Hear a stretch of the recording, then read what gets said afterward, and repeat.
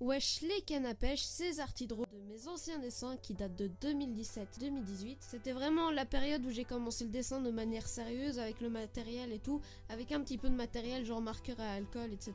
Alors ce dessin c'est juste un dessin de Goku SSJ4, comme vous pouvez le voir il est vraiment horrible et je m'étais inspiré d'un tuto de Year Season Art. J'avais fait une moitié au bic noir parce que j'avais plus de feutre noir, c'était l'époque où je dessinais le noir avec de l'indélébile, vous voyez. Mais donc c'est ainsi que j'ai commencé, un peu comme tout le monde j'avais trans et donc j'avais commencé le dessin ainsi avec des tutos Dragon Ball. À l'époque je dessinais beaucoup du Dragon Ball et maintenant quand je dessine du Dragon Ball j'ai même plus besoin de référence tellement j'en ai dessiné. On se retrouve tout de suite sur la feuille pour le chrono.